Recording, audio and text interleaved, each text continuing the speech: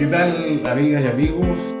Tengan ustedes muy buenas tardes. El capítulo de hoy se llama Los cuatro jinetes del Apocalipsis y aludo específicamente a cuatro países, como ustedes comprenderán, que son Estados Unidos, Rusia, Irán e Israel. Esos cuatro países que un periodista argentino, Marcelo Longobardi, los calificó, digamos, de los cuatro jinetes del Apocalipsis, el nombre que yo adopto para este tema. Ahora, han pasado algunos días de que se anunció el fin de la guerra entre Irán e Israel. No sabemos todavía cómo va a concluir este episodio. Por lo menos, digamos, han cesado los bombardeos aparentemente entre Israel e Irán, lo cual es un motivo de alegría. Y podríamos decir que también es un motivo de triunfo, aunque mucha gente le pese, de Donald Trump. Ahora, para dejar las cosas claras, yo no soy partidario de Donald Trump, ni de su ideología, ni de su carácter, digamos, más bien imperialista, pero al César lo que es del César. O sea, el tipo hizo una movida que resultó brillante, hizo una movida estratégica y logró convencer especialmente a Israel de detener los ataques a Irán, teniendo como una causa fundamental que, según tanto Estados Unidos como también el primer ministro israelí, ha declarado que se han conseguido todos los objetivos que se persiguieron con esta agresión, digamos, el inicio de la guerra, que fue una agresión de Israel sobre Irán. Y las consecuentes, digamos, misiles van, misiles vienen, y con cantidad afortunadamente menor de víctimas civiles. Se dice que hay entre 100 y 150 personas que han muerto, digamos, por parte de Irán, y se habla de unas 20 personas que han muerto por parte de los ataques recibidos en Israel. Bueno, digo los cuatro jinetes del Apocalipsis porque entre los cuatro nos tuvieron al borde de una guerra mayor. No sé si guerra mundial o guerra nuclear, no creo que esa posibilidad esté muy cercana, pero nos tuvieron al borde de un conflicto mayor durante 12 días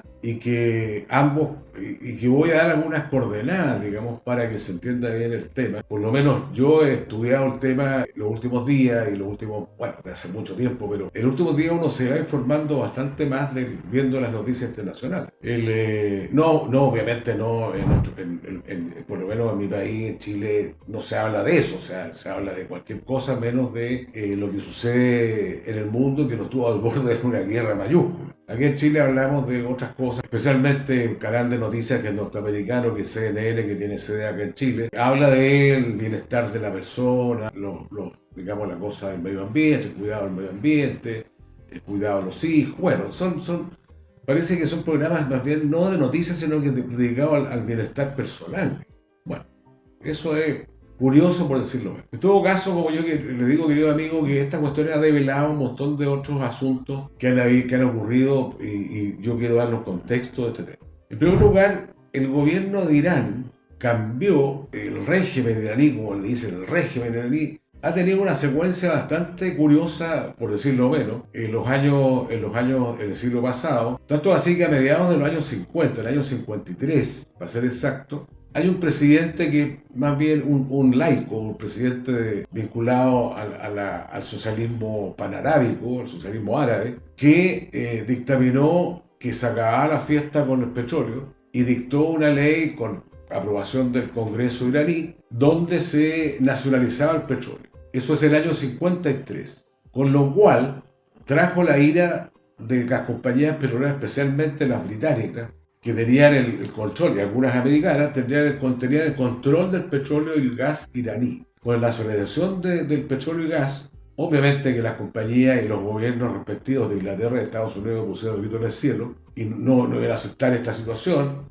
de quedarse sin el petróleo de Irán, y promovieron un golpe de Estado, para variar, contra el régimen laico de Irán, poniendo a un títere de bastante poca fortuna y bastante, un personaje curioso, podríamos decir, si no fuera trágico, que se llamaba el Shah Reza Pahlavi. Shah significa en iraní, según lo aprendido, rey, el rey de reyes, y pusieron en su lugar, dieron un golpe de Estado, pusieron en su lugar a un tipo que no tenía mayores, digamos, antecedentes monárquicos, La familia estaba vinculada en algún sentido al régimen iraní, habían sido en algún minuto los detentores del poder en Irán, pero a partir del año 53 en adelante se instaura una monarquía en Irán más bien laica, más bien muy occidentalizada, y que la gente echa de menos muchas veces en los años 70, los años 60, 70, digamos, esa vida más bien muy occidentalizada que se veía especialmente en Teherán, en la capital de Irán. En el resto del país, que era un país, digamos, en vías de desarrollo, tengan ustedes que la riqueza fundamental es el petróleo, en el resto del país, que es más bien agrícola, obviamente que no se veía la misma calidad de vida y la misma occidentalización, digamos, del país que se veía en Irán.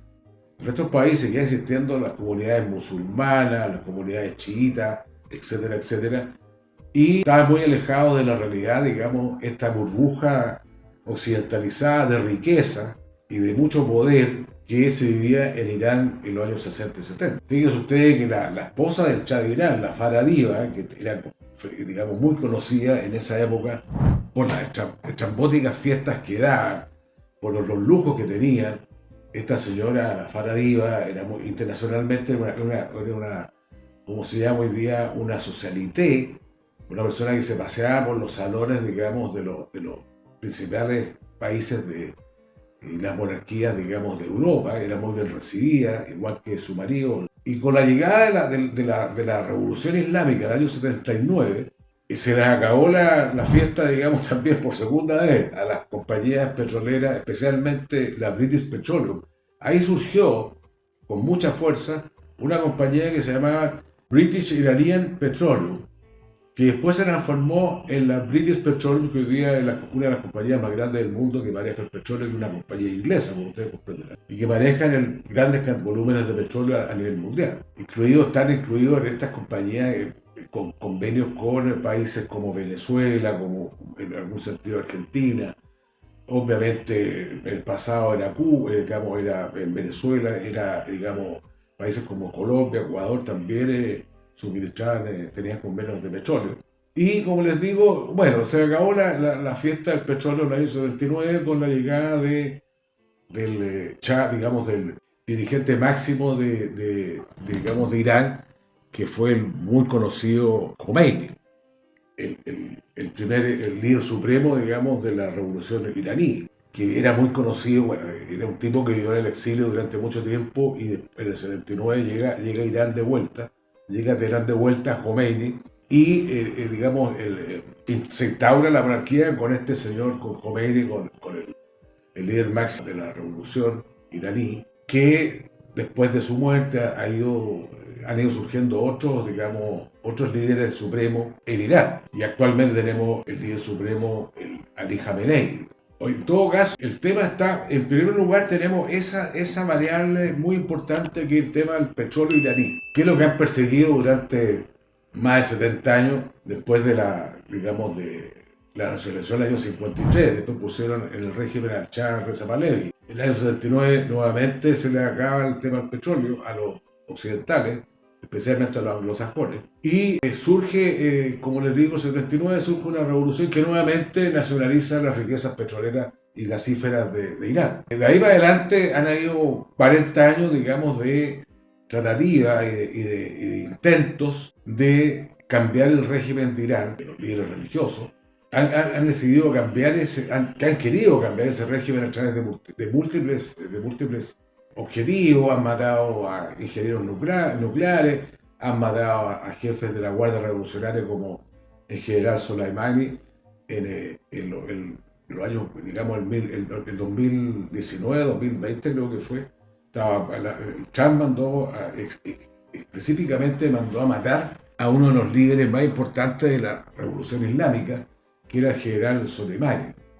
Y lo mató en Bagdad, no lo mató ni siquiera en Teherán, le pegaron un bombazo, digamos, de atentado desde, no sé si fue un avión o qué sé yo, y lo mataron en Bagdad creo que fue el 2019. Esa es una cara del aspecto. Ahora yo no voy a dejar de reconocer, obviamente, haciendo un análisis más o menos objetivo, que Irán ha fomentado una política de expansión de su aliado, tanto Hezbollah en el Líbano como también guerrillas proxy, digamos, en Irak, en Siria, y fundamentalmente lo que pasó con Hamas, que es la guerrilla palestina, este movimiento palestino, que uno dice guerrilla, pero en el fondo Hamas es un gobierno.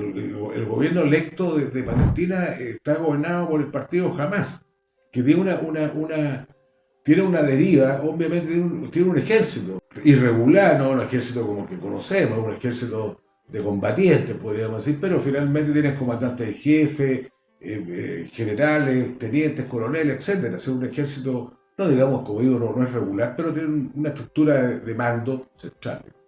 Ahora, esa es una parte del contexto. Como yo digo, no voy a desconocer esa cosa que digamos, han incrementado los ataques guerrilleros en los últimos 10, 15, 20 años. Y después, digamos, lo que pasó el 7 de octubre con digamos, la invasión de algunos milicianos de Hamas en territorio israelí, donde provocaron 1.200 muertes, que también son absolutamente condenables. Yo no voy a decir una cosa por la otra. No justifico un ataque terrorista donde maten a 1.200 personas. Me parece inaceptable. Como inaceptable es para todo el mundo, que a mí me asombra cómo la gente no se asombre de la masacre que han hecho, el genocidio que han hecho en Gaza. Una cosa está condenar, por supuesto, la agresión de Hamas en territorio israelí que costó tantos muertos y secuestrados, visto de paso. Y otra cosa justificar la matanza de 60.000 palestinos en Gaza. Son dos cosas distintas. Para que nos hagamos una idea, digamos, Israel es un Estado que nace después de la Segunda Guerra Mundial, es un Estado fabricado, digamos. Obviamente que la historia, la Biblia dice que los judíos vivieron en ese territorio, que lo cual es cierto, nadie va a desmentir eso, pero después de la Segunda Guerra Mundial se acuerda la creación del Estado de Israel, es un acuerdo entre países, entre los cuales también estaba Rusia, dicho sea de paso. Se acuerda la Unión Soviética en ese acuerdo, no Rusia. Se acuerda la creación del Estado de Israel para proponerle, digamos, que los israelitas, los judíos tuvieran una patria, un territorio, que pudieran vivir en paz después del holocausto de la Segunda Guerra Mundial, que esa cuestión también hay que reconocerla, no puede dejar de reconocerla, pero que ha fomentado también una política de exterminio del Estado de Israel contra los palestinos. O sea, en los años después de la Segunda Guerra Mundial, en los años 47-48, en la instauración del régimen israelita, provocó una matanza y una huida de millones de personas. Es lo que se llama la Nakba, que es lo que le da el nombre que dan los palestinos a ese desastre humanitario, desastre, digamos, de la nación palestina, a manos del gobierno de Israel. Ahora, comparando peras con peras y manzanas con manzanas. Israel es un Estado que fue formado, como yo les digo, en un territorio minúsculo, pero minúsculo. O sea, Israel tiene aproximadamente 17.000 kilómetros cuadrados. Si uno compara el territorio israelita con Suiza, que uno pensaría que dentro de Europa Suiza es un país más bien pequeño en cuanto a territorio, en cuanto a población, etc. Claro, o sea, Suiza tiene aproximadamente 40.000 kilómetros cuadrados y duplica, digamos, la cantidad de kilómetros cuadrados que tiene Israel. En población, en Israel viven aproximadamente entre 9 millones y medio y 10 millones de personas, de los cuales hay una gran cantidad, un 20-25% son palestinos, o son personas, son musulmanes. No solamente palestinos, la mayor parte son palestinos los que viven en Israel, Ahora, en Israel viven más o menos 2 millones y medio de gente de palestinos, y gente árabe o musulmana, viven cristianos, etcétera, etcétera. Igual cosa pasa con Irán. Irán viven una cantidad bastante importante de cristianos y viven una cantidad bastante importante de judíos en Irán. Tanto así que el partido que representa a los judíos de Irán tiene representantes en el Parlamento iraní, cosa que no ocurre obviamente en el Parlamento de Israel. No hay ningún, creo, no estoy seguro, pero creo que no hay representante de la minoría palestina que vive en Israel. Como les digo, primero que nada, la situación demográfica, podríamos decir, de Israel, que tiene 9 millones de personas, contra 92 millones de personas que viven en Irán. En Irán vive 9 veces más la población de Israel. En territorio, Irán es aproximadamente como 15 veces mayor que Israel, en territorio. En población tenemos que son 10 veces mayor que Israel y en territorio son como 15 veces mayor que Israel. Irán es uno de los países, dentro de los 15 países más grandes del mundo. Irán.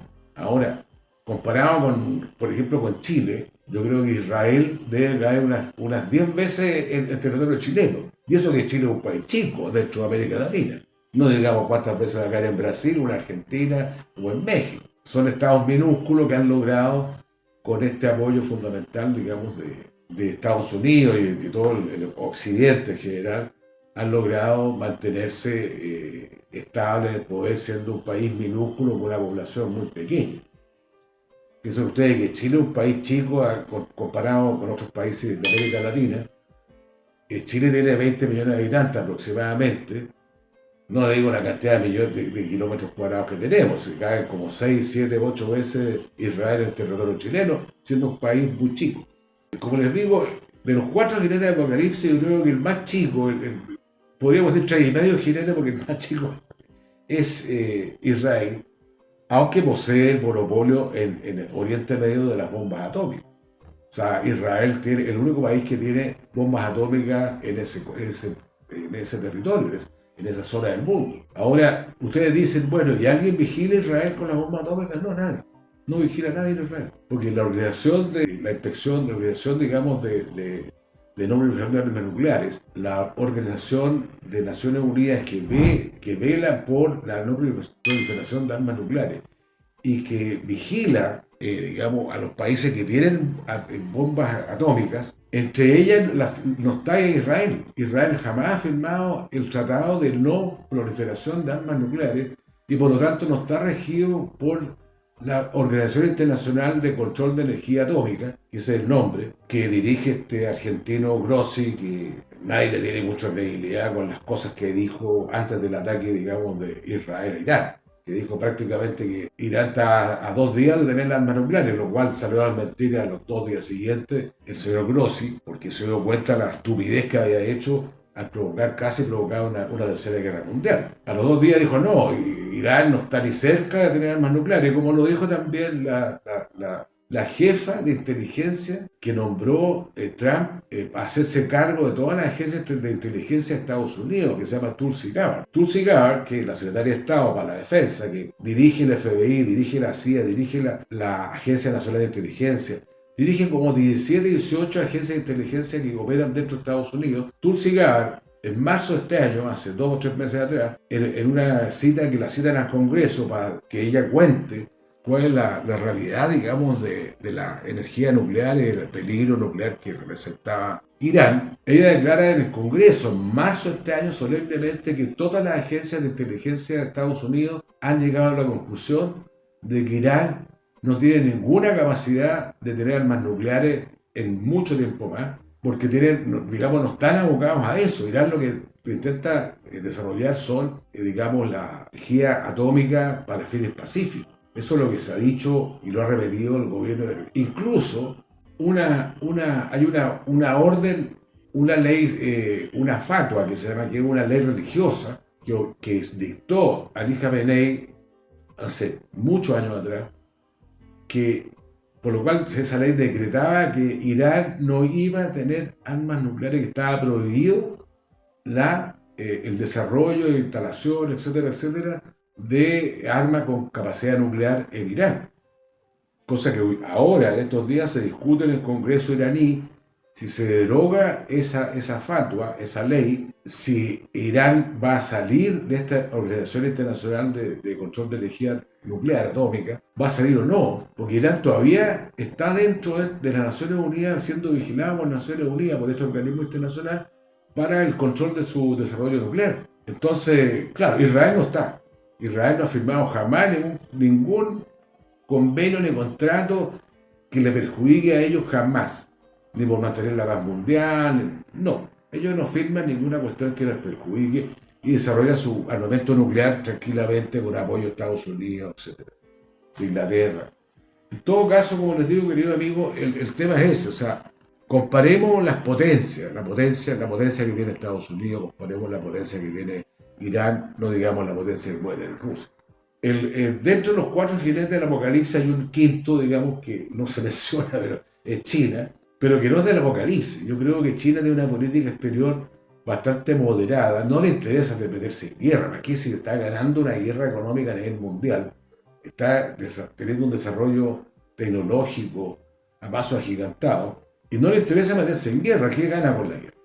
China iba a perder con la guerra si es que Irán hubiera decidido cerrar el estrecho de Hormuz, donde pasa el 25% del petróleo mundial y el gas mundial, porque Irán es el principal exportador de petróleo y gas a China. China compra, creo que el 40% de su combustible a través de gas o petróleo se lo compra Irán. El 40% del combustible que China consume. Entonces China jamás hubiera permitido, y creo que fue una de las razones de las muchas que hubo para este enfriamiento del conflicto y parar las hostilidades, China iba a salir perjudicada y tuvo una influencia más o menos importante con Irán para que no se cerrara el estrecho de Hormuz. Como les digo, queridos amigos, el tema es, está afortunadamente la hostilidad han parado, pero queda todavía un largo camino por recorrer, porque las amenazas de ambos lados siguen estando presentes. Israel dice que si Irán vuelve a retomar el camino de desarrollar el enriquecimiento de uranio, van a volver a atacar, igual lo dice Estados Unidos.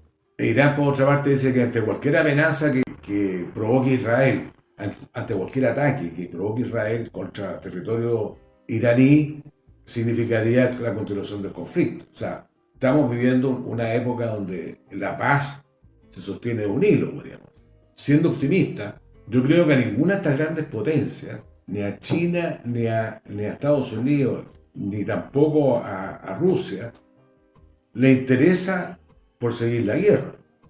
Le interesa que escale el conflicto. Si toda esta zona, digamos, que están inestable, ha sido área estable desde la Segunda Guerra Mundial. Esta cuestión es así, o sea, el conflicto parte después, digamos, de la Segunda Guerra Mundial con la lucha intestina, con las guerrillas, con los atentados terroristas. Bueno, año tras año, nosotros estamos viendo una película que se repite. Esta película actual obviamente ha sido la más escandalosa y que ha tenido la mayor repercusión internacional porque nos puso al borde de un conflicto mayor. Pero la zona ha estado siempre...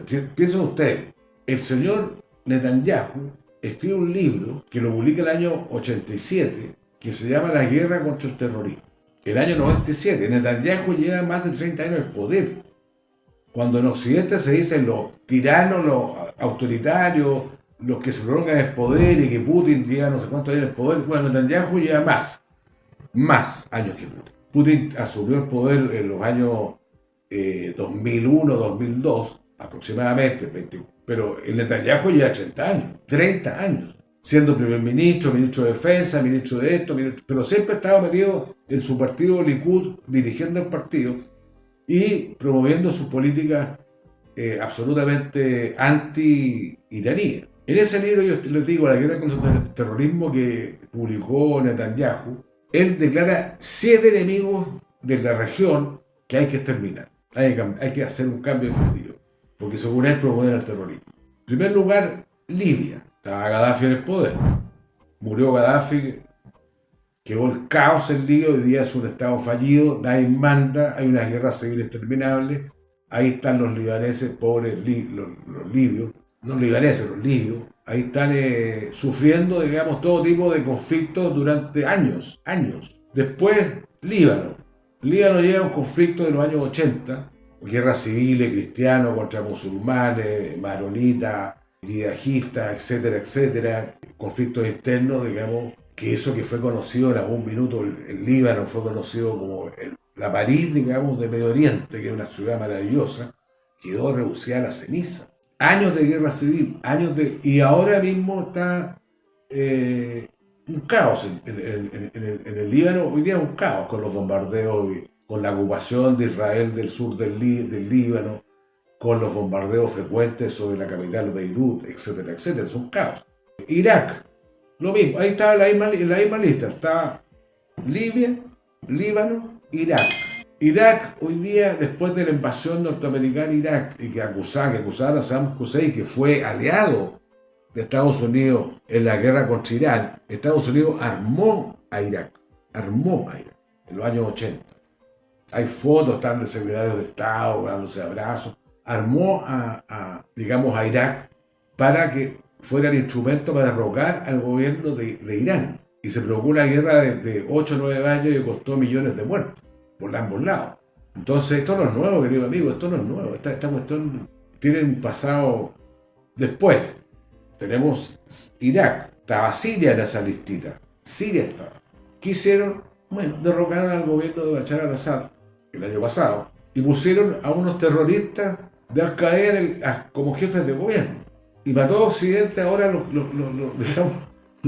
el gobierno sirio es un gobierno democrático. Sí, es para agarrarse la cabeza a los manos. Acaba de publicar el gobierno sirio de los terroristas islamistas otra fatwa, una ley que prohíbe usar trajes de baño en la playa y en las piscinas. Chao, se acabó el tema con las mujeres. Los hombres pueden usar, obviamente, pero las mujeres y las chicas no. No pueden usar traje de baño, ni bikini, ni nada. Tienen que estar tapadas hasta la cabeza, digamos, para bañarse en las playas. Ese es el gobierno democrático de Siria hoy día. Es el gobierno que se respeta por Occidente, que es recibido por Trump no me acuerdo en qué reunión que tuvo en el Medio Oriente. Creo que fue en Qatar o Arabia Saudita, no me acuerdo. Entonces, querido amigo, la guinda de la torta de estos 7 países que quería Netanyahu destruir el año 97, la guinda de la torta hoy es Irán. El último país que queda en la región por destruir. El único país que no está bajo control o el despelote, digamos, de que deja el caos, que hay anarquía. Díganme ustedes cómo está Irak hoy día. Estaba Afganistán. Bueno, dentro de la lista estaba Afganistán también. Afganistán. 20 años de ocupación norteamericana, para nada. La huida de Afganistán en el año 2023, que fue vergonzosa para Estados Unidos, huyendo con la cola entre las piernas, con los aviones colgando de gente, digamos, imágenes que no hemos sabido mucho más de las imágenes, pero hay muchas imágenes más de la locura que fue ese arranque que tuvo digamos, el ejército norteamericano de Afganistán. Y como le digo, Afganistán, bien gracias, en vez de dejar un despelote, dejaron un gobierno que combatieron durante 20 años que lo echó del país.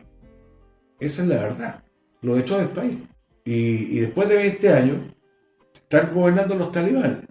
Adiós, digamos, adiós gracias para ellos. Están gobernando de nuevo con la charía, con la ley musulmana, ley islámica, con la represión a las mujeres, etcétera, etcétera. Como ocurre en Arabia Saudita, como ocurre en Qatar, como ocurre en Omán, como ocurre en Kuwait, pero no son gobiernos democráticos o son gobiernos, no sé, tendrán otra característica. Porque en Arabia Saudita las mujeres están igual de reprimidas que en Afganistán, en Omán también, en Bahrein, Emiratos Árabes Unidos. ¿Usted cree que hay libertad para las mujeres? No hay libertad para las mujeres. Apenas pueden ir a la universidad. En Irán, hoy día, para que ustedes sepan, el 40% de las personas que trabajan en la universidad iraní son mujeres. Y hay una cantidad enorme de mujeres yo creo que la mayor parte de las alumnas de la universidad hoy día son mujeres. O sea, acabemos con el mito de que Irán es un gobierno terrorista y que prohíbe a las mujeres asistir y participar en la vida pública. No es verdad. Ahora uno puede tener sus matices, obviamente, pero que esa cuestión es así. Así que vamos a ver cómo siguen los acontecimientos, querido amigo. Hay mucho más que cortar. Este video es largo porque la verdad que hay N cantidad de información. Pero vamos a ver cómo se desarrollan estos acontecimientos y vamos a ver qué sucede con los 4 jinetes del Apocalipsis. Vamos a ver, ojalá no pase a mayores y que se logre una paz más o menos estable en esa zona del mundo que es Oriente Medio, que estamos tantos años en conflicto y en guerra eterna y permanente. Si les gustó este video, déjenme un like, querido amigo, y suscríbanse al canal. Será hasta la próxima semana.